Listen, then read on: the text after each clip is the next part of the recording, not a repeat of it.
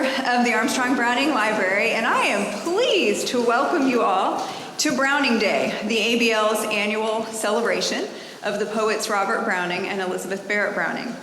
I'm also pleased that Amanda Gardner, a doctoral student in the School of Education, and her collaborators have agreed to share their experiences with us, creating a cinematic virtual reality movie about Elizabeth Barrett Browning.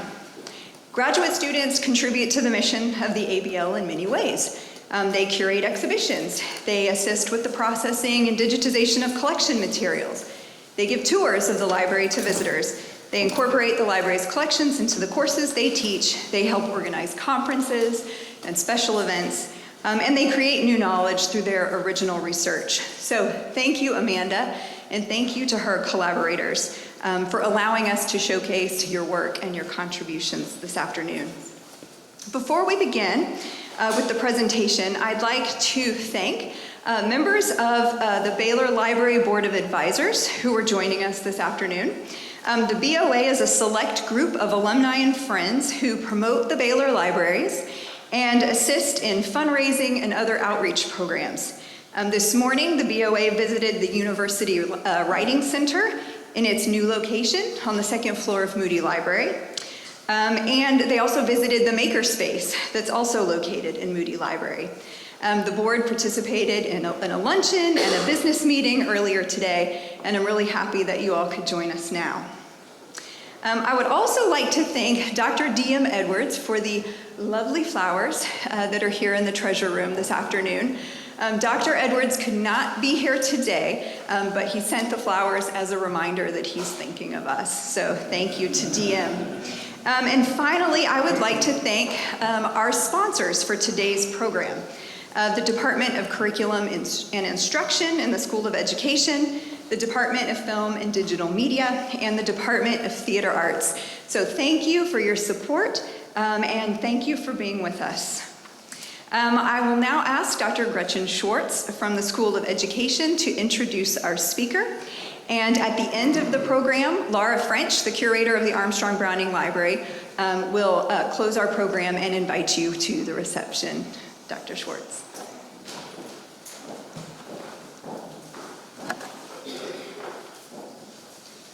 I am pleased and honored to have been asked by Amanda, our speaker today, to introduce her. Just about 4 years ago, Amanda appeared in the fall orientation social for our doctoral students in curriculum and instruction. And soon thereafter, she appeared in one of my classes. I am only rarely disappointed in the quality of our doctoral students, but also rarely does a student like Amanda appear.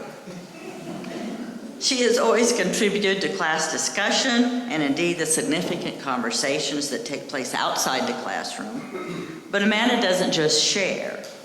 She repositions, enlarges, and challenges. She makes us all think much more and often differently. And then I received her first paper. Amanda is an extraordinary writer, and not just of academic papers, as you will discover in her creation on Elizabeth Barrett Browning. She manages to make even research papers and book reviews sing as well as convince. She is a rare, precious doctoral student, and I am glad to be her advisor. Much of the foundation of Amanda's abilities lies in her 20 years teaching experience in public schools in California, Nevada, and down Texas as she works at Carver Middle School here in town. Amanda always brings the academic back to the real world and real students. She is herself an awesome teacher, as I saw when co-teaching our young adult literature class. That she would create a new piece of media that's designed to educate is no surprise. Amanda has also been active professionally while at Baylor through presentations at numerous national conferences. She has a fine article on graphic novels coming out soon in the English Journal, which is a major journal in our field. And she also helps out fellow graduate students in numerous ways. She is an enthusiastic collaborator.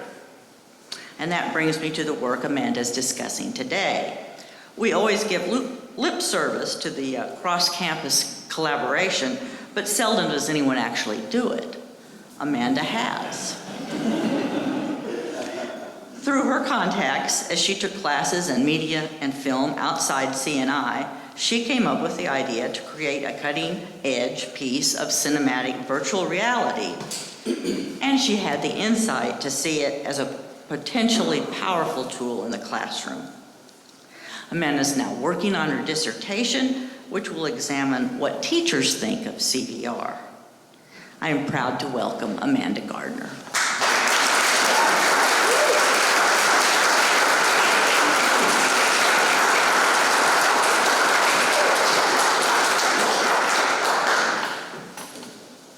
Wow. Thank you. Thank you, Dr. Schwartz, for that kind and generous introduction, considering I'm still working on my proposal. And thank you very much, Jennifer, for saying yes all of those years ago, right, that actually made this happen. Because had you not, I would be doing something else. We wouldn't be here today for this. So Jennifer invited me and she said, it's just a presentation, don't worry about it, just have fun. And I, those of you who know me, panicked for 8 months. And asked my mother later what happened before we got here today, and she'll be happy to tell you all about it. But I do have a few words prepared, and I hope that you will bear with me as I go through them. Thank you all for coming. So the 3 tenets of this project and of my teaching: location, imagination, and education. These underlie what we did last year and what we will continue to do, I hope, in the future. And by we, I mean everyone involved in this project, from Marcus Luna Hoyas, who said, hey, when you do this, I'll be your cinematographer in spring of 2017, to Emma Klipspringer. I don't know if she's here today. She's an undergraduate who helped me change my car tire behind the ABL as all the guys walked by and did an offer. And she, a few months later, became our PA, my PA actually, personal assistant, if you don't know the language, and was amazing and indispensable to the running of that show. To Sylvia Firkin, who conceived and created the costuming behind, she set the tone for this film. She is not here today because she's working as a costumer in Hollywood. So I thought that was a good pick. I'm indebted to everyone who lent their talents to this show and to everyone who still does. Jennifer asked me to share why I did this, the inspiration behind it, the process of it, and my hopes for it. And I figure it's the least I can do. So, to start, let me tell you a little bit about my frame of reference as a teacher. You see, I went into teaching not for the pay, and I didn't do it because I love children, because not really. I went in it because I had to pay for college, and there was a Paul Douglas teaching scholarship, and I applied, and they said yes, and I said, oh, I need to pay back $15,000 or, teach. I thought $15,000 was a lot of money at the time, and then I came here. But the role stuck. I loved it. I loved learning. And I will say this is worth every dime I've paid, so thank you very much. We get that. So I learned everything, something new every day from my students. And then I went into this process of teaching to teach my students how to be English scholars. I am a scholar academic. I am not a social justice person. I am not a let's create people to live in society in education terms. I want them to know in high school how to read literature and how to write, how to analyze and how to manipulate people through their own language. So essentially I wanted to make myself obsolete. I wanted them to learn how to learn without me, so they could choose to do what they want to do or not, but at least it would be their choice. So I wanted to understand. I wanted them to understand. I wanted them to take notice. I wanted them to be in the moment, to be present, to be wide awake. And when I came here, I found that there was this philosopher in education who had been doing this since the 1960s and before, Maxine Greene. She justified the way I taught. And I wish I had had her when I was still in the classroom in high school, because I would have loved to share that with my administrators. She said, in an address to teachers in the Lincoln Summer Art Institute in 1980, she said, and I quote, "We are interested in education here, not in schooling. We are interested in openings, in unexplored possibilities, not in the predictable or the quantifiable, not in what is thought of as social control. For us, education signifies an initiation into new ways of seeing, hearing, feeling, moving. It signifies the nurture of a special kind of reflectiveness and expressiveness, a reaching out for meaning, a learning to learn." And so, when I was sitting in Dr. Dan Schaefer's class in the spring of 2017, listening to Dr. Corey Carbonara talk about the Odyssey camera that Baylor had bought that films in 360, I started to tune him out and think about how I could use it in the classroom in high school. Not completely out. But what power it had, how I could transport students from Las Vegas directly into Amherst, have them experience Emily Dickinson's house, have them stand at the edge of Hawthorne's property and feel the wind. Well, not feel it, haptics aren't quite there yet, but hear it. Right? Or even to bring them here. Right? What would they think? How would they react differently to the literature? And so finally get to Jennifer's question. The idea started with maybe I could take the camera and put it in the Elizabeth Barrett Browning Salon, and then put students in it and have them look around and find out what they thought.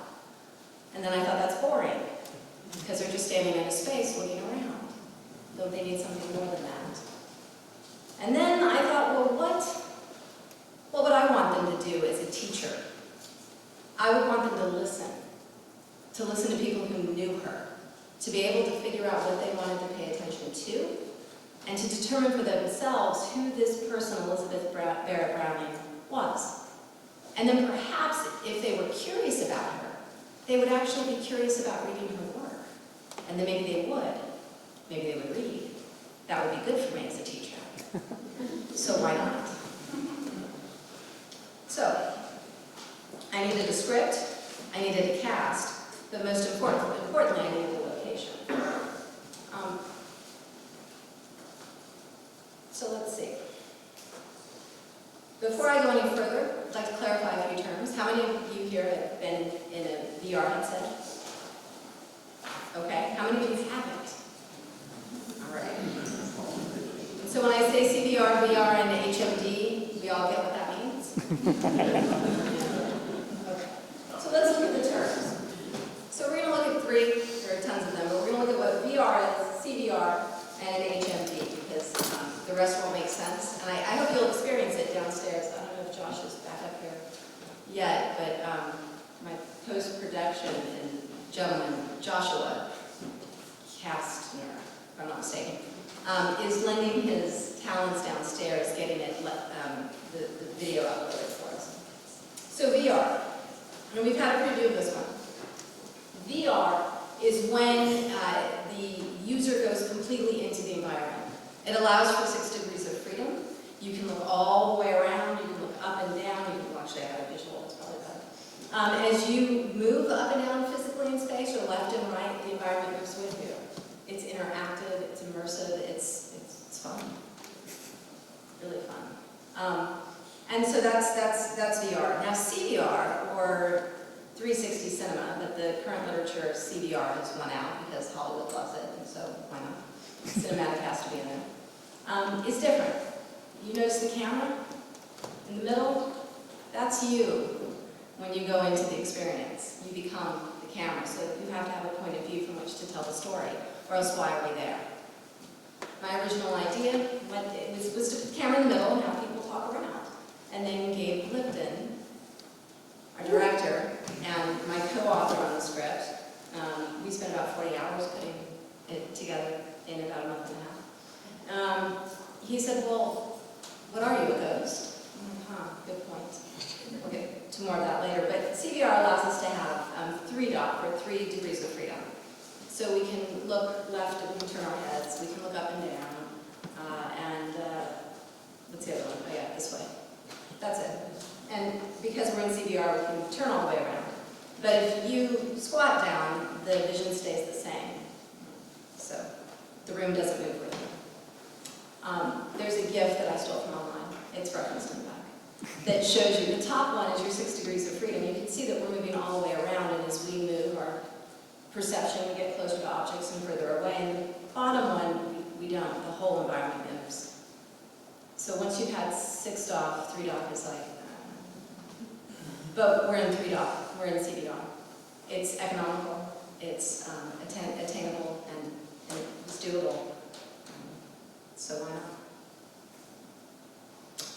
Okay. Oh, yes, this is, if you'll notice the middle one, that's what you'll be in today. That's the head-mounted display. It's called the Sword of Damocles. And Don saw the one? That's it. That's it, that's what I thought. I'm like, it sounds odd, but yes. He was in Utah, and he was the one who discovered it. They called it the sword because you'll notice what it needed to hold up, and they kept waiting for it to drop. And they used it. It didn't. But you won't be in that one. You'll be in this one. It is the Odyssey, or the Oculus GoPro. And I'm not funded by them in any way, shape, or form, although I wouldn't say no. They said, here's money to go make more. But what happened last year to make this possible for an educational stance is that Oculus released this. It is $199 for a 32 gig. It's $225, I think I paid for mine, for a 64 gigabyte. And it's not connected to a computer. So you can put it on and you can move through it. You can move with it. You can. It allows so much more freedom and so much more possibility. And so I thought, well, what's the possibility of this? As teachers, we've been behind the curve. I wanted to get ahead of the curve as an educator in technology. And this is one way of doing it. Goldman Sachs says that by 2025, this thing will be as ubiquitous as the desktop computer is today. And they came out with that in 2016. I think they're right. I think the industry's put too much money into it for it not to come into us. So there's that. So my little idea, are we okay so far? We're doing good? Any questions? Okay. So as I'm going to reiterate, unlike PowerPoint and other tech that overwhelmed teachers when it arrived, we have an opportunity now to get ahead of this curve. I would suggest that we as educators have a moral obligation to teach our students how to analyze the technology that is coming their way, so that we are not blindly accepting what is being told to us. Last year in September, there was a VR/AR conference up in Vancouver, and one of the main speakers was a woman whose name I forget because I did not write it down. And I'm digressing, or whatever. And her whole company does nothing but designs advertisement for VR and AR. So how do we shield against that? Okay, I digress. Let me go back to Maxine Green, to where she says, quote, "For us, education signifies an initiation into new ways of seeing, hearing, feeling, moving." That is the potential that I wanted to harness with my students in CBR delivery of content. And so I asked Jennifer if we could film here, and she said yes. And then I asked Dr. Schaefer, Dr. Carbonara, Dr. Torpy, and Chris Hansen, who's chair of the Film and Digital Media Department, if they'd help me, and they said yes. And I asked Dr. Schwartz if she would let me change the focus of my studies from teacher lore to this. And after I made my case for the so what, she said, well, I don't see why not. And then I asked Gabe if he would direct. And again, yes. And so on and so on. And so we started with location, right? And this is not the beautiful building, but we started with location and with the concept, the image. And I'm actually really am going to go off script for a minute, because this location, how many of you have seen the golden hands in the foyer of meditation? Okay, Hattie Hosmer is the sculptress on that, and she's also a character in the script. And I was told a story in December by a dear man who has since passed on, Dr. John Montgomery. He is a Baylor graduate, and I'm going to butcher it, so please forgive me, Ms. Allman, on that. But the story he told me and shared with me, did you know that those hands were stolen? They had been stolen. And at the time the ABL was being formed, this is the history of the ABL, it was $1 million that was given, and there was a chemistry professor who was upset about the fact that money was going away from chemistry and into the humanities, and why did they need it for a building? And when the hands disappeared, the president at the time called all of the students together and in Waco Hall and told them, you will return them now. And they showed up the next day in the trunk of that chemistry professor's car. Location. So important.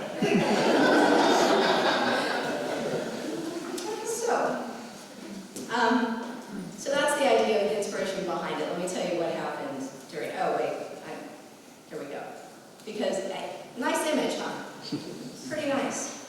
Yeah, and then the poster is pretty cool too.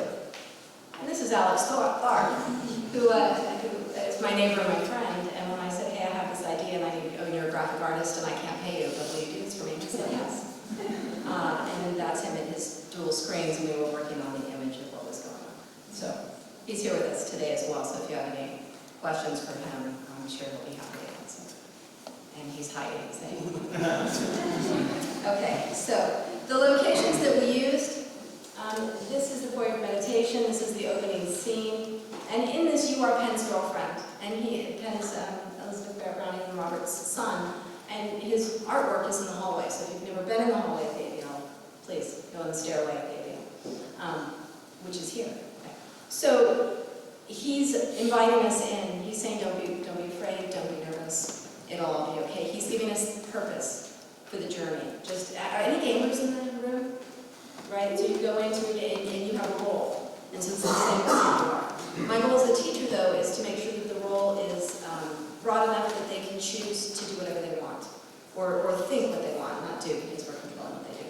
But, so this is the foyer of meditation, and that's Oliver, who is playing Penn. And then the second location is Baugh's Salon. If you don't know, Baugh is Elizabeth Barrett Browning's nickname. And so a very professional photo there. And here's another one. The third location was the production office, and I left off the E, but it's an offer.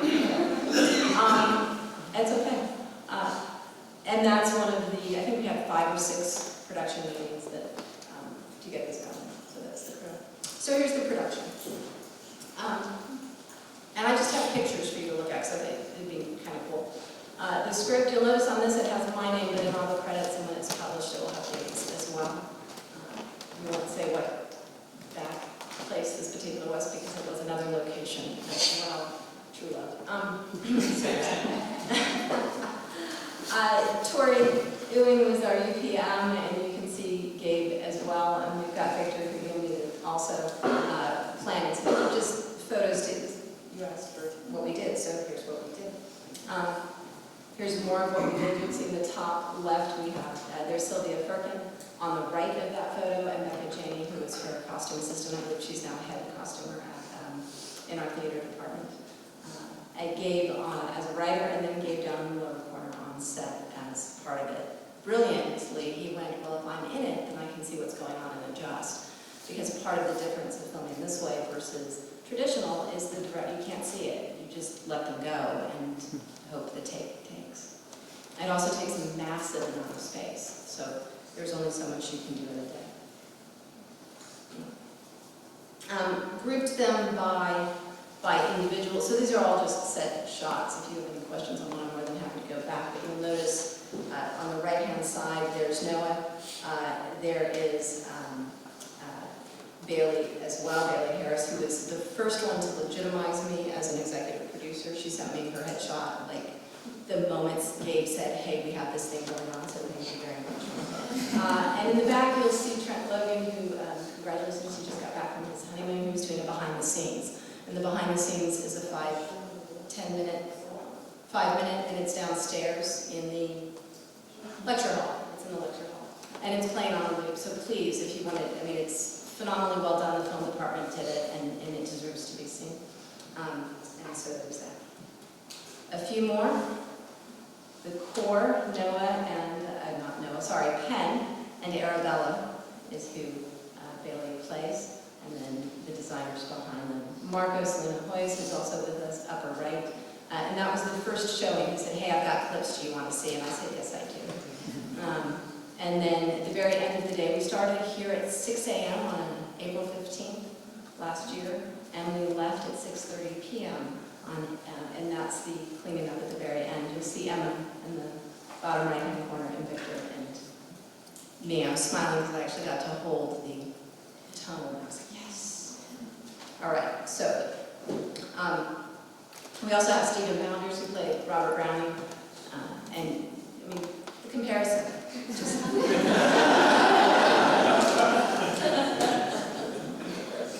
He sends his apologies. He's at a rehearsal today up in Dallas. A little bit more behind the scenes. Mic check. Victor at the piano. He does a wonderful job playing. It was all done afterwards. So I learned. I was like, oh, you don't play during? Okay. All right, a few more sets. Now I'm going to flip through these rather quickly. I'll have it online if you want to see it. But the costumes really what set the tone. What I learned is that it's location. And then it's the costume. I mean, those are the two, and she was the one who, and Sylvia had the vision. She fit us into her schedule. We did the production around when she could be there. And then it was when Gabe turned to me in that first meeting and said, it was the first time we met in person as well. And he said, you had the idea, now it's ours. And you need to trust us that we are going to take care of it and shepherd it forward. And so different than teaching in a classroom. And addictive, and I want to do more. So, thank you Gabe, for that. So here we go, the costumes. So, okay, I should tell you who the characters are. So this is her sister Arabella. This is her friend, Mrs. Ogilvy, who's also a biographer of hers. We have Robert Browning, her husband. Wilson. Do you know Wilson? Does anybody know? If you don't know Wilson, like shake your head. She was her lady in waiting, and I thought it was important to include her because she was so devoted to Elizabeth, and Elizabeth purported to be a feminist and to want to raise people up and to break down that class divide. But when push came to shove, and one of the stories that we learn about her that students cannot pay attention to, it's their choice, is that she made Wilson make the horrible choice between her newborn son or her job. She couldn't have both. And by the time Bob realized that she had made a mistake, Orestes, Wilson's son, was 4 years old, and Wilson's sister refused to send him to her. And that's why that a little while later, shortly after that. So, this is Wilson's husband, Ferdinando. And then we have Issa Blagden, who is a friend from Florence. And we have the sculptress herself, Hattie Postman. And Wilson again, because that's just a cool shot. Sitting on the set. And this is our copy. She were here today. I asked you to give her a round of applause because she did a Now, not done yet because there's post-production. And this is a shot of a screen share that Bonnie Bogovich, who is here on post-production, she came on the project about, what was it, a month and a half ago? Not even, like 4 weeks ago, to help with the audio. And she drove from Austin today, and we'll be joining on the panel later. But this is the sound stuff that she's working on cleaning up and getting taken care of, so that when we are in the headset and you turn your head, the sound should follow you. And that's essential, because the concept in here is presence. The idea I want students to have is they go in and they feel, you come into it and you feel like you're there. And anything that breaks that is dangerous to the learning experience. So audio, key, I would say, essential. And then here's what the cinematographers see in post. It comes out in 2 strips, and that's what they play with, and so it can turn around. Now, I don't know if sound is going to work or not. John's left, but this should play.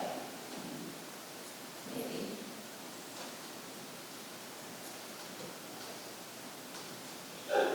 Great, everyone was part of it.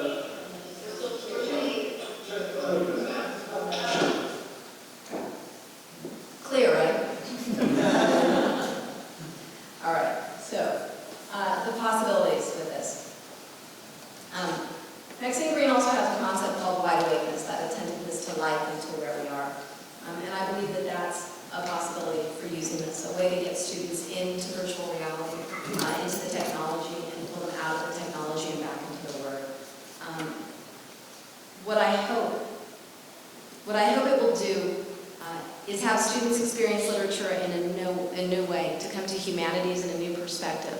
Martha Nell Smith, who is a professor emeritus of Emily Dickinson at UMaryland, wrote that the humanities are not a luxury. Now, Barbara Kingsolver said, and I've got the big thing here, I've got it to prove.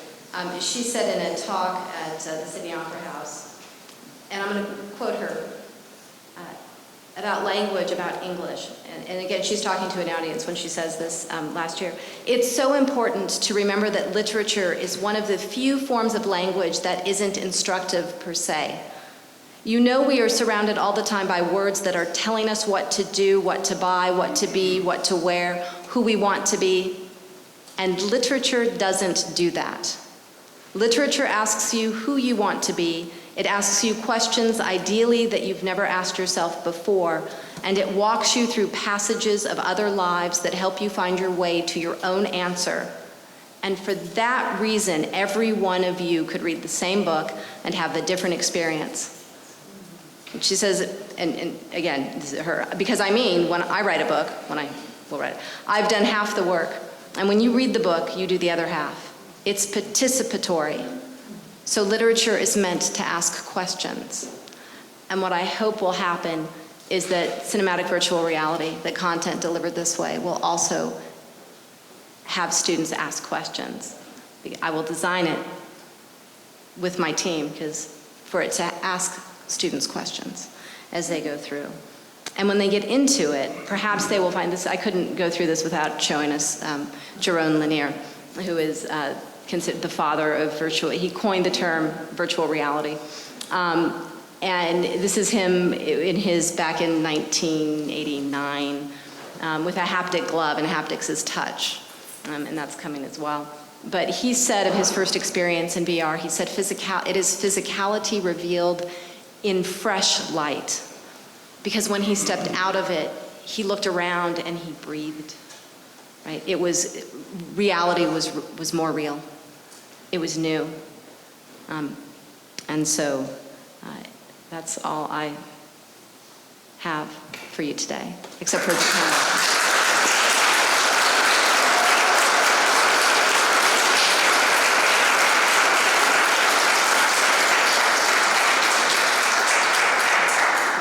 Thank you for that. I do have references, Dr. C, so see, there they are. Yeah. All right, but we'll leave that up. I would like to ask, if possible, Gabe Lipton, Bonnie Bogovich, Victor Larson, Marcus Linahoyas. Where is Joshua? Yes. Come on up. Yeah, we're going to mic it and...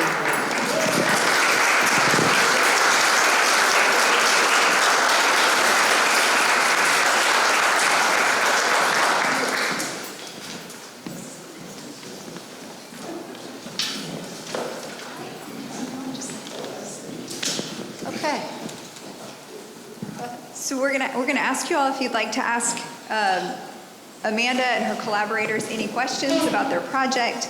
And if you do, I have a mic, and I'll do my best to run to you so you can ask your question, and we can all hear it. Let me start before people ask questions. Amanda, she is awesome. Okay, we do a very, very good job in the film department. In the film department does a very good job with us teaching skills, but she's done something amazing that she's give us content for those skills. And I remember the class when she came up with the idea, and I said, oh, that sounds fun, I will help you. And then she called me and told me, oh, I'm really doing this. And we all got scared. So she's a tornado and shoots everything. But she's done a great, great job, and coming into a new field without knowing anything and learning everything from scratch, and a technology that's being developed. She's done a very, very, very good job, and not only from the more academic perspective, but also from technology perspective, and I wanted everybody to know that. Now y'all can ask questions.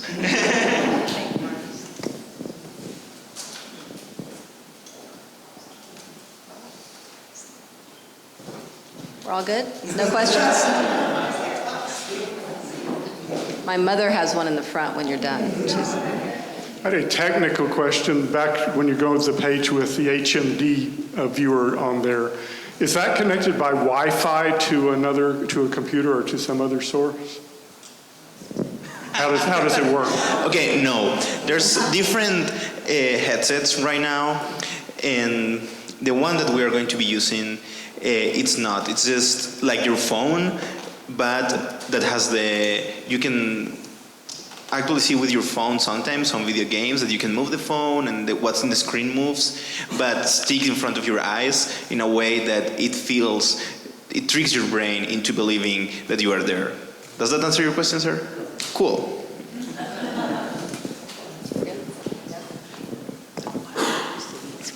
I'm curious to find out how the actors and actresses found working in virtual reality different from maybe stage performance. I can definitely answer that. And also the director, what the experience was like for you.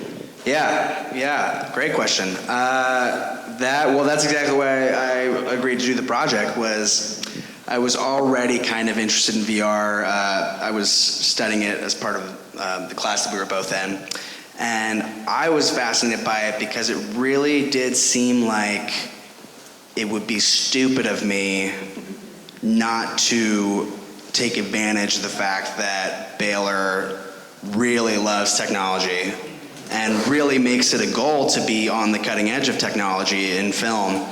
And VR, it really does feel like if you went back in time to when cameras were first starting to be used, like moving pictures, and you went to a school where the people there were like, hey, we got this thing, it's called a camera, and I know that you do theater, but do you want to try to use this like brand new, like this might be the thing that takes up most of entertainment in the future, like it might be the next thing. That's what VR kind of feels like right now, but a lot of people don't get that quite because film is so ubiquitous that like you even see some famous filmmakers are like, yeah, VR is never going to take off. But then others equally famous are like, I wish I could do VR better because it does like, this is exciting. This is like being on the ground floor of something. And so yeah, it was kind of a no-brainer of like, I didn't really even care what the project was at first because it was like, yeah, I'll do any chance to like get to try this would be great. And it just so happened that the project itself was great. And so, so now to get to your question there, because that's an important caveat because that's the attitude I was coming in with was knowing that this is a new thing, that all the stuff I've been studying and practicing might not apply in the same ways or might not apply at all. And my background is I have an undergrad, a BFA in theater, and I'm currently doing my master's with focus on film. So I kind of have both things to draw from. But I think more than film, it was a lot more of a theatrical experience than it was a film experience. Are you guys familiar with on-location theater? Like Sleep No More in New York is a great on-location kind of project that does Shakespeare. And basically it's in a fountain space, like I think they do it in a hotel, and you move around with the actors and then kind of go from room to room, and it's like you're a fly on the wall. And it seemed a lot like that. It seemed like that was the best in to kind of describe it to the actors. Like this is similar to when we do on-location theater, but it's different because, well, it's different for a lot of reasons. But yeah, I mean, this question has so many answers to it. It's basically describing the whole process. It was hard. it was fun and exciting. It was hard for certain actors more than others. There was a fun moment, because you have to get it all in one take. You have to nail it. And so it took a lot of rehearsals, and it took a lot of specific kinds of blocking, and there are so many factors you need to think of in all those ways. And so you need to be able to communicate that to the actors without scaring them, and without putting too much pressure on them. Because frankly, there is a lot of pressure on them, but you don't want them to know that, because it makes it hard to act. A lot of directing in film, theater, or VR is tricking your actors all the time. And so, yeah, the trick was to make them feel as comfortable as possible and make them feel like, hey, you know, if we don't get it, not a big deal, we'll just start again. And there was one actress who kind of had a little bit of a mental break with that, because, you know, if you feel like you're the person who's stopping this from going forward, that can be taxing. And so it was a fun directing moment for me, and I just like milestone directing moment to have to like talk someone down from that. That was cool, and like get them back in it. And then she nailed it. Like that, the next take, she nailed it. And I think that was the take we ended up using, was everyone kind of got on the same page. So yeah, I mean, hopefully that answers some of your questions. But there are a lot of potential answers to that question. Other questions?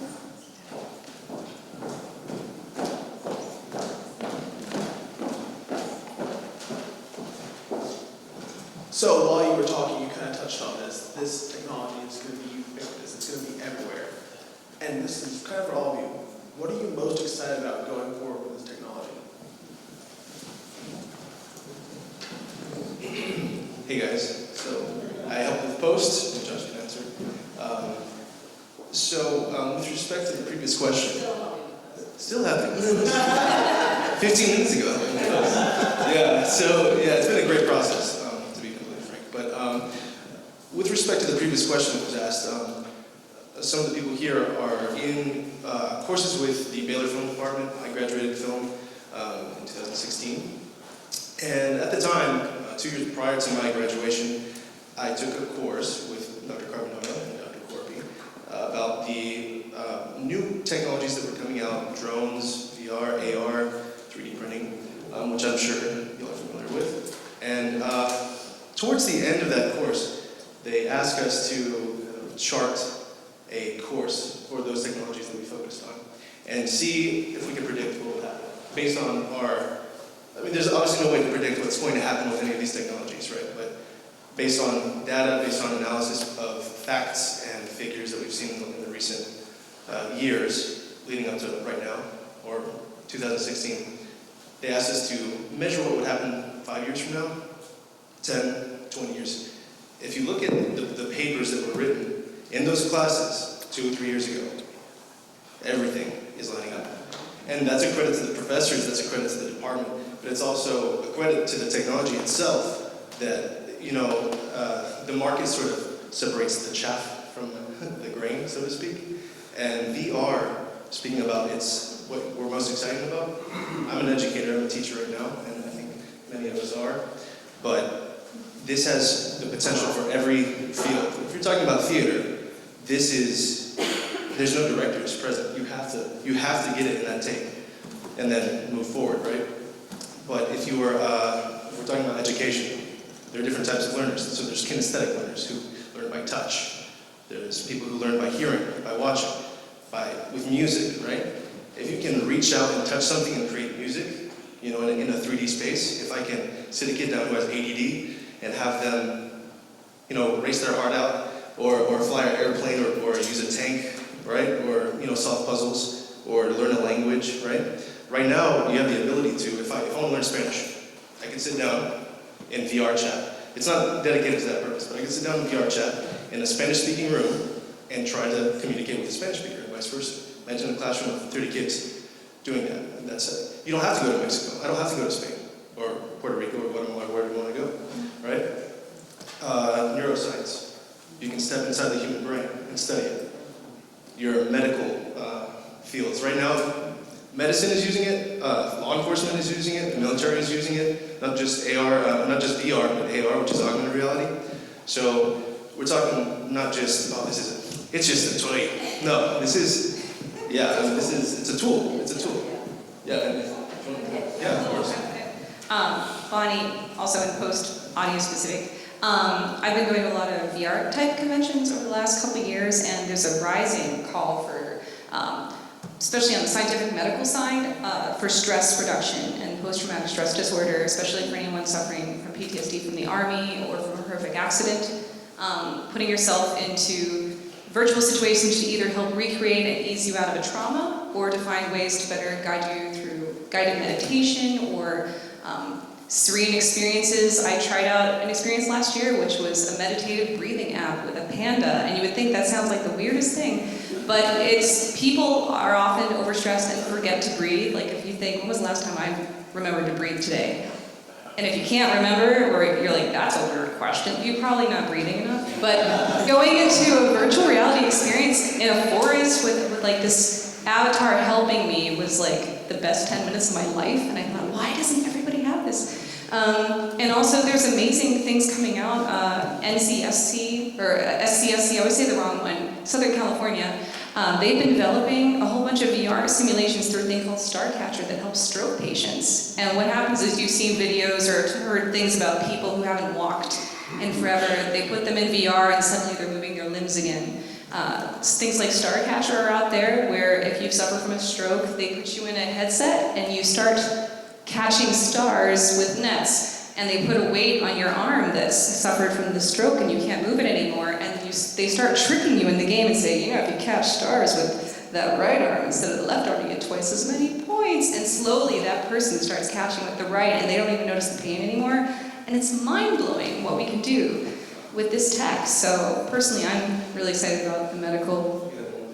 Yeah, speaking of medical, just I think 3 or 4 weeks ago, about a month, there was this, I follow a lot of things on Facebook for the VR community, and one specific video caught my eye was some children that were at the doctor's office, and they developed an app that helped them get over that fear of getting the injection. And so basically, instead of going to the doctor's office and getting vaccinated, they're going to a magical land where they get imbued with magical powers. So they get an ice crystal on their arm, which is the alcohol pad. They don't know it, but it's synced like theater, except medical. So they get a star fruit or something that it's an ice power, and then they get a fire fruit, which is obviously the shot. And instead of I'm going to die, it's like I'm a hero now. I'm a superhero. Is what is happening, and it's just a simple illusion, but the effect is extremely real. It's very powerful. Yeah. I got something back on that. So kind of tie it back into the project a little bit, the thing that, and all the questions over.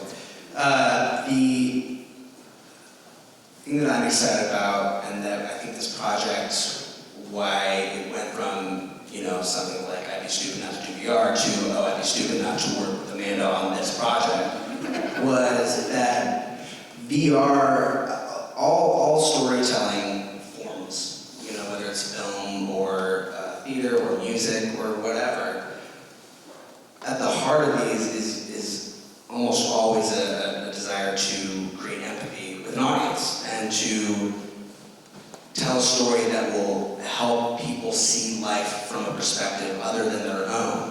Because that's how we learn and that's how we grow, whether it's in terms of education or just personal growth, is we need to be able to see life through other people's eyes in order to fully understand life better. And so theater can do that in a specific way. Theater does it where you have a lot more autonomy as the viewer of theater. You don't have to look where you don't want to look. It's all happening in front of you in real time. There are things you can do to kind of manipulate that experience in specific ways, but there's more autonomy, right? With film, there's less autonomy.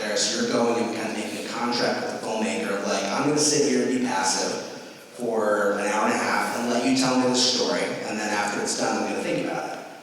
If the movie's good, you don't want to have your audience member in the middle of the movie thinking too hard about what's happening. You want them to be thinking just enough, right? And so with VR, what's really cool is it's kind of a blend of both those things. You have the power that film has, potentially, to create very vivid worlds or give perspectives that you might not otherwise have. When are you going to get to feel like you're, at a funeral or like a memorial of Elizabeth Barrett Browning, and so these people talk about her like she's a real person because she was a real person, and you get to be in the room while that's happening. It's a very different learning experience and storytelling experience than anything I think exists, because nothing like that does exist except for this. And I think that even though anytime a new technology is developing, there's going to be people who go, well, great, we're just getting more disconnected, we're even less connected to each other than we're all walking around with headsets on now, that's great. I think I would encourage anyone who maybe feels that way to actually recognize that I think this is going to make people more connected in a strange way. So if I can tag on to what Dave was saying, he said empathy. And Jeremy Bailison is at Stanford he has the premier VR setup in the world. And his book, it's The Empathy Machine. VR is that. And when I was teaching in 1995, I started, and students would read, what I love about literature is I can become somebody else. I mean, students become Jamie, and their eyes are watching God, and at the end of it, it doesn't matter what their pigmentation is, they are wrapping the world around them like a shawl, you know. We stand on whose porch, and we become, we see. When I left in 2015, it was harder to get these digital natives to do that, to read. And so my excitement for this is I would really love to get them into CVR, to connect with the authors in order to trick them to come out of CVR and actually read the work. Yeah. Right, the soft skills. We have a question over here. All right, Amanda, you've been at my house talking about this project. So I have a tough one. 12. The answer's 12. With all the constraints and pressures educators are under, in educator terms, how do you see yourself motivating classroom teachers to use this and implement it in their classroom? Well, I'll start and then I'll pass it over to Josh. If he wants to add, because he's already doing it. For an English curriculum, I've presented once at the California Association of Teachers of English, and all of them in the room, 7, were massively excited. They couldn't wait to do it. I have one teacher who will allow me to use her classroom when I do the mixed methods study with a control and experimental group for the whole year. She said, please come do it here, because the science teachers are using it, and she's jealous. And nothing was working when I put her in the HMD, but she got to see my screen page, and it's the base camp for Mount Kilimanjaro, and she was like, wow. Right, I don't think it's going to take much to get them there, but to support them, a curriculum, I mean, here's potential ways to use it.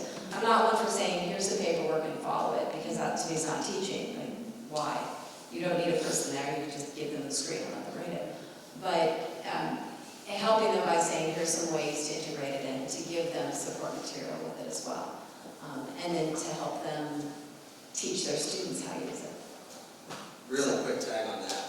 I only did VR for 15 minutes and then decided to spend months working on this project. It really was that neat. I'd heard about VR and obviously wanted to try it, but it's expensive. You can't just go out and buy a VR headset. Yeah, and I had a friend who had just gotten it, and I was like, oh, I basically invited myself over to his house, was like, can I please play with this for a little bit?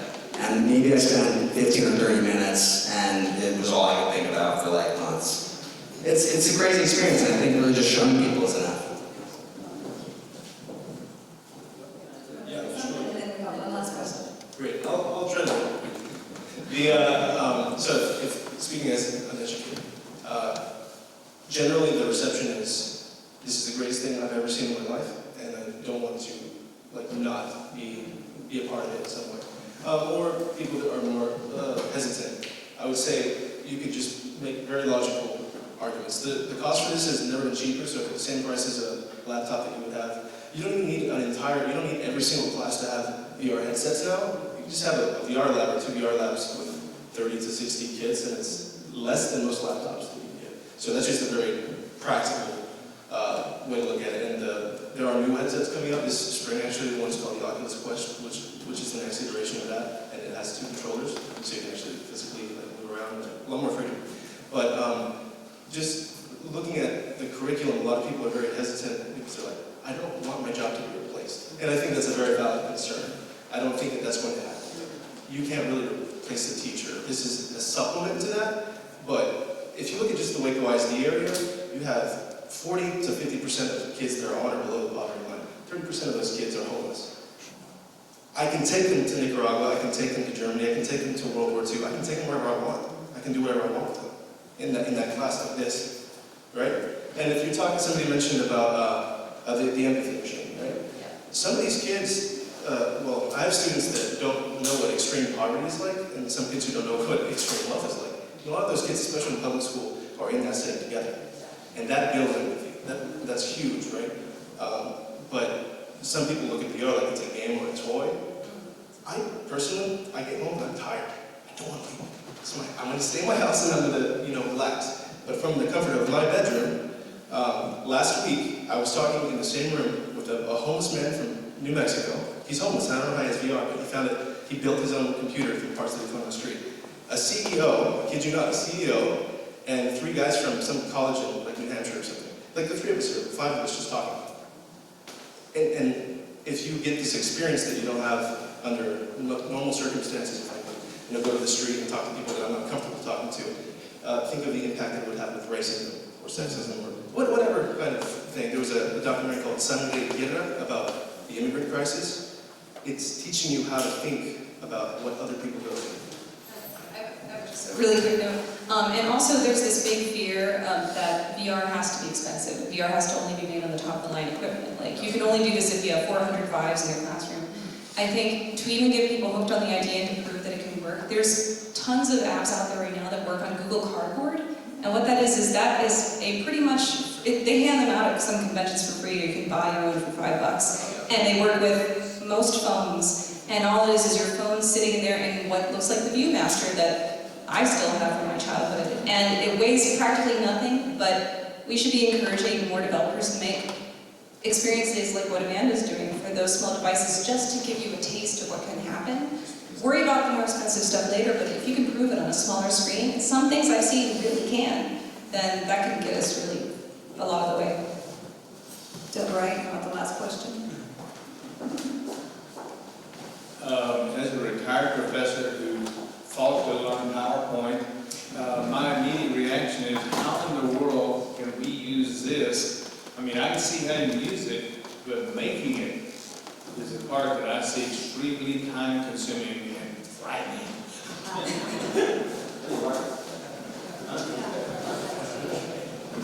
As the one that started with Amanda, I'm thinking, how can we make this real? It's extremely time-consuming. It's very frightening.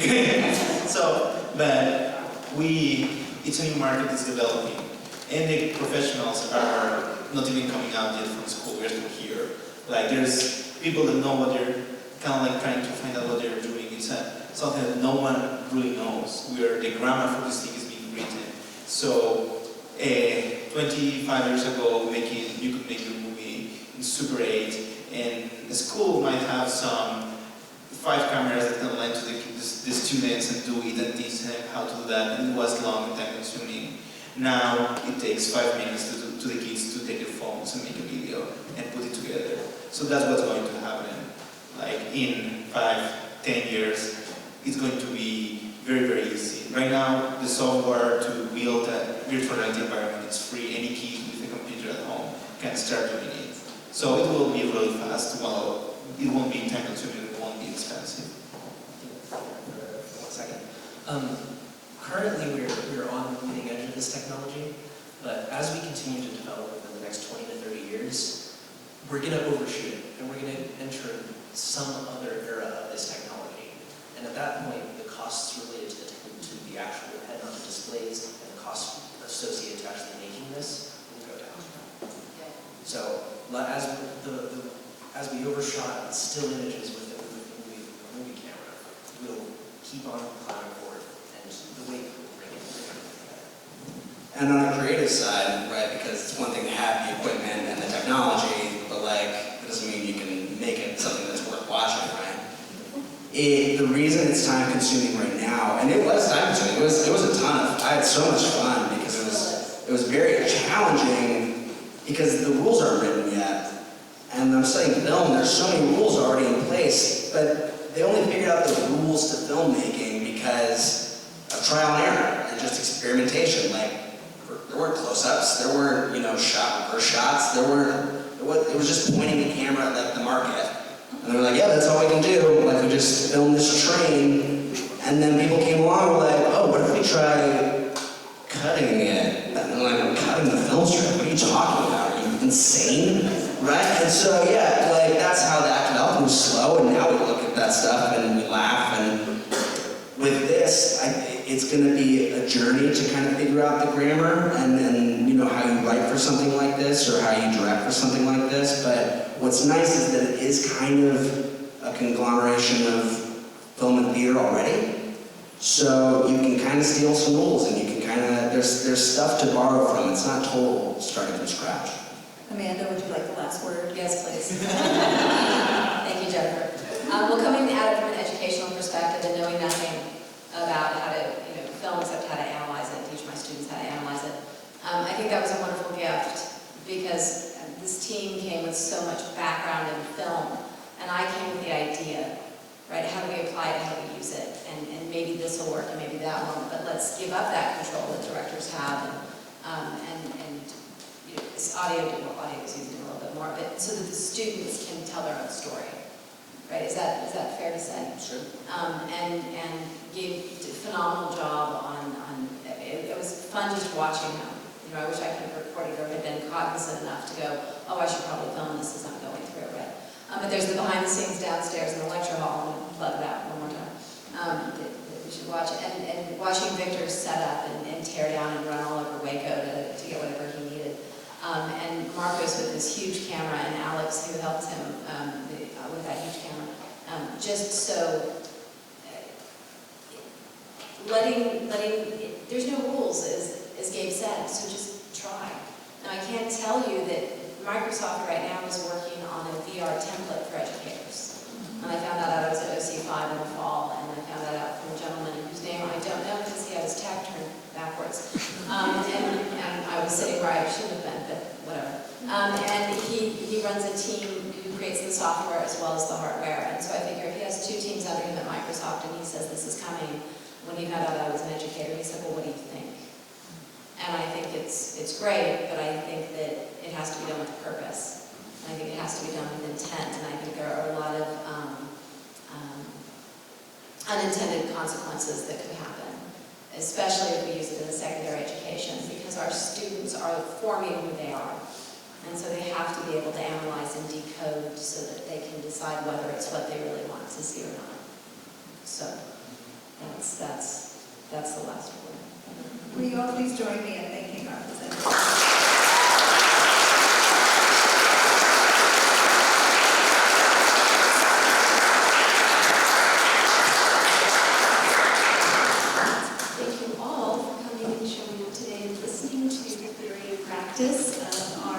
Of Amanda and her team, and as you have heard a few times, that downstairs after lessons were dismissed, they're in the seminar room, virtual reality headsets will be available to experience the current draft, right, of their production, or draft, right? What do we have? It's a beta.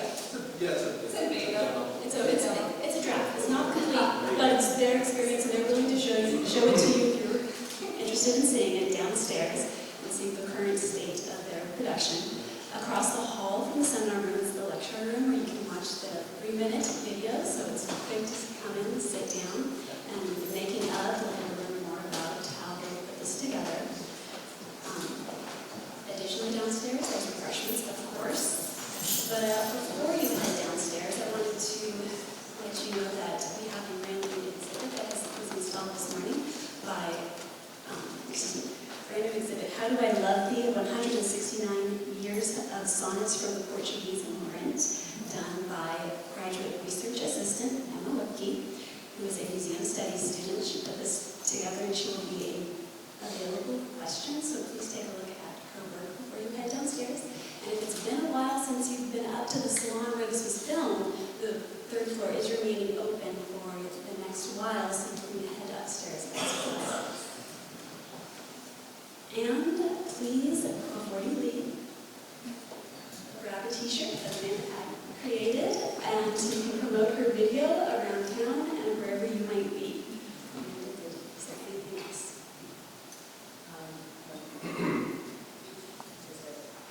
No.